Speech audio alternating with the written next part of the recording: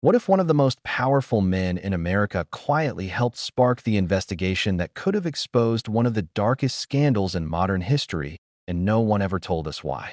That's not a movie plot. That's what members of Congress are now openly asking inside the halls of power. A lawmaker stood up this week and demanded something no one else has dared to request in nearly 2 decades: the FBI's original opening file from 2004. The very document that started the Epstein investigation. The one that could finally answer who tipped off federal agents, what evidence they had, and why a case that was supposed to expose an international trafficking network ended with a secret plea deal and silence. Third in line to be the president, looked into the TV cameras and told us that the current president of the United States was an FBI informant. I consider that to be gigantic news. And I'm just curious, have we reached out to the FBI, to Kash Patel, to confirm whether the president was at any time an FBI informant? I only say that because the Speaker of the House obviously gets significant briefings. He gets briefings that we do not get as regular members. And so I think this is something that we need to hear definitively. Before Kash Patel comes, we should clear up. Maybe that we should send a letter to him to find out if the president was an informant. And if he was an informant, is that because he was working with the FBI after he was hanging out with Jeffrey Epstein? Did he turn because he got caught with Jeffrey Epstein? You know, when you're an FBI informant, there are lots of questions about how you became an FBI informant. And then how long was he an FBI informant? When did his service to the FBI stop? You know, being a member of the deep state, when did he stop doing that? I mean, look, if a regular member had said this, I would discount it. But the Speaker of the House is the one who said it. And then he said afterwards, well, I may have misspoke. Well, what was his misspeak? Instead of informant, did he mean agent? I mean, what is the misspeak for informant? I mean, I don't know another word that we use when we're describing an FBI agent or FBI informant or undercover. I mean, what was the misspeak here? And if he was lying then, is he lying now? I'm just confused. Perhaps maybe the Speaker should come to our committee and tell us what he meant when he said that. It's just... Point of order? I'm still speaking. Mr. Chairman? I'm still speaking. Is there a bill or an amendment on the floor? I strike the last word. I'm allowed to finish my... Gentleman from Florida has the time. He's speaking, I think he's speaking about the bill. Well, he's not really speaking about the bill, but he's recognized to speak about the bill. Well, he's just been interrupted for about 30 seconds. I'd ask that it be added back onto his... Can we move to restore his time? That was a completely improper interjection. Time is stopped. We'll give him plenty of time. I'm usually good about that. Well, thank you, Mr. Chairman. I appreciate your indulgence, and I'm only bringing it up again because this committee is the committee of jurisdiction over the FBI, and I don't think in the history of this country we've had a Speaker of the House say the president was an FBI informant. I mean, that's a dual role if I ever heard one. And so I just think we have questions, Mr. Chairman, and on a bipartisan basis.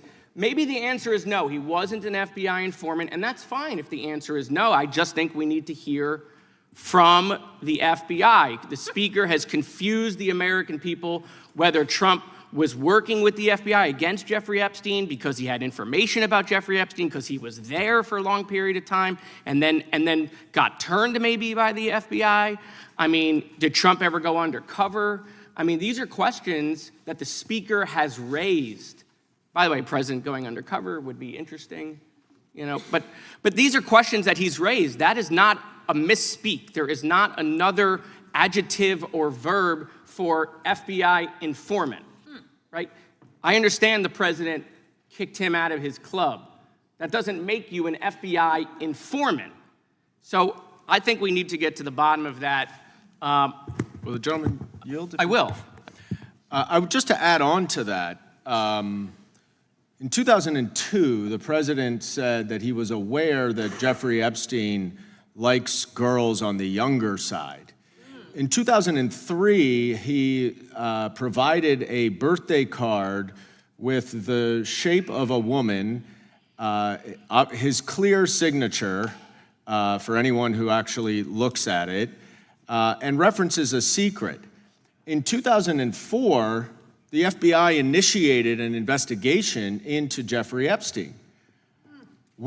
I would like for this committee to request from the FBI the opening document, the report of investigation that would have initiated the investigation into Jeffrey Epstein in 2004, because I think we should know how that investigation began.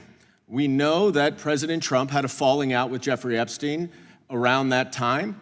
Was it President Trump who provided the FBI with the information that caused this investigation to be opened? This committee deserves to know that. I yield back.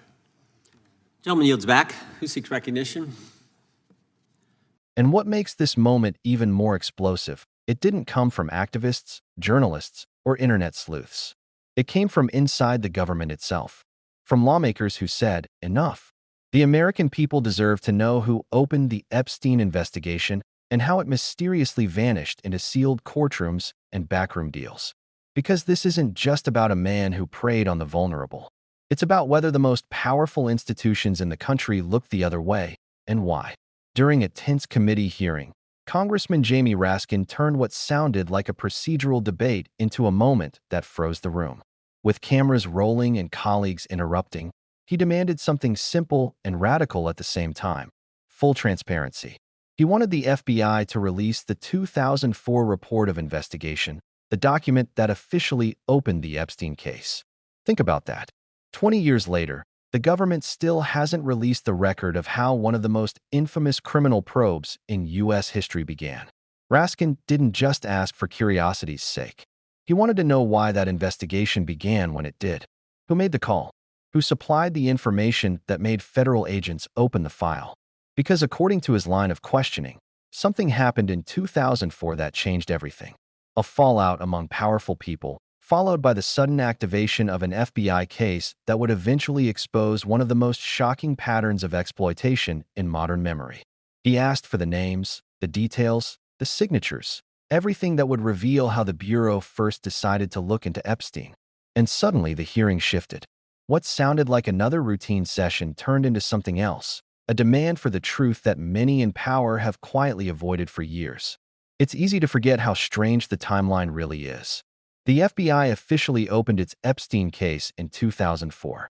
Before that, there were whispers, complaints, even local investigations that went nowhere. Then suddenly, a federal case appears.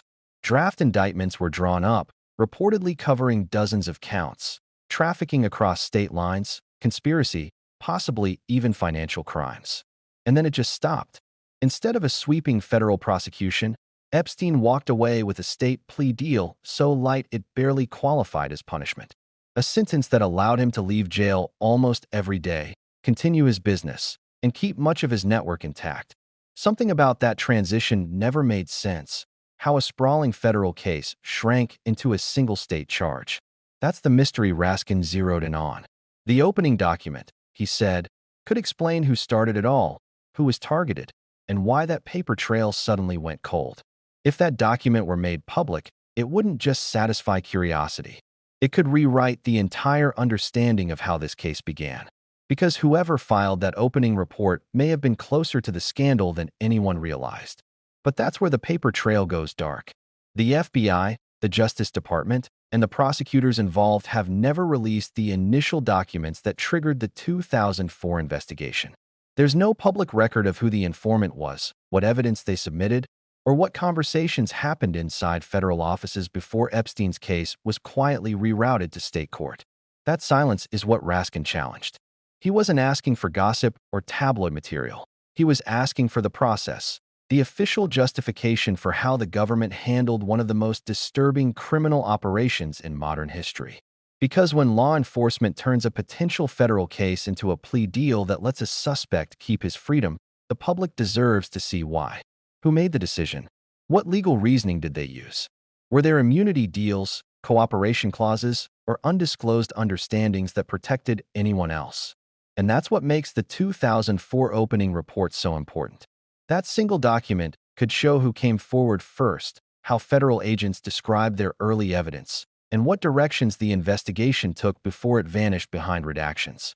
The truth isn't hidden in conspiracy theories, it's hidden in paperwork. And that's exactly what this committee is now demanding. Behind the scenes, this battle is about more than one file. It's about power and precedent.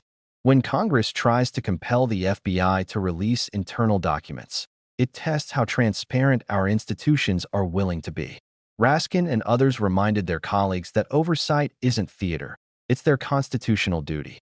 Committees like his exist to keep the government honest, to ask hard questions about why certain cases are treated differently from others.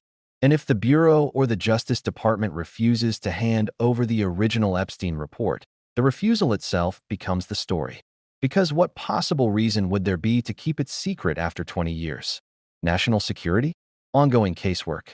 Or something more political? Something that could embarrass those who made the original deals? Every excuse for secrecy now carries a cost. The more the government resists disclosure, the more the public suspects there's something worth hiding. And that suspicion isn't paranoia. It's the result of a system that has, time and time again, bent the rules to protect privilege. That brings us to the deeper issue, the pattern of privilege. Epstein's case is the most visible example of how the American justice system can look like two entirely different worlds depending on who you are. For ordinary people, even a single allegation can destroy a life. For the connected and wealthy, investigations dissolve into handshakes and sealed agreements. Prosecutors in Florida reportedly had enough evidence for dozens of federal charges: transportation of minors, conspiracy, witness tampering, but in 2008, all of it was reduced to one low-level plea deal. In return, Epstein served minimal time and walked out with immunity agreements protecting unnamed co-conspirators. That's not standard justice. That's power negotiating its own rules. And that's why Raskin's demand resonated. It wasn't about politics. It was about accountability. The idea that the system should not protect predators just because they have connections. Because if the same institutions that prosecute poor people for petty crimes are willing to forgive the rich for systemic abuse, then justice becomes theater. When laws apply differently to the powerful, faith in the system dies. And once faith dies, democracy itself begins to rot from the inside. So why is transparency so terrifying for those in power? Because secrecy isn't just a legal shield, it's political survival. Over the years, the Epstein case has become a symbol of how hidden networks protect themselves. Non-prosecution agreements, sealed grand jury testimony, and classified correspondence between agencies all create layers of silence. There are legitimate reasons for confidentiality, protecting victims, securing ongoing investigations. But those reasons can also be weaponized. They can be used to bury evidence, hide embarrassing associations, and keep the public from seeing who enabled what. Raskin's argument was simple: sunlight should be the default, not the exception. Unless there's a clear, documented reason to keep something secret, it should be released. And if there is a reason, that reason should be given under oath. Transparency isn't a partisan demand. It's the backbone of trust.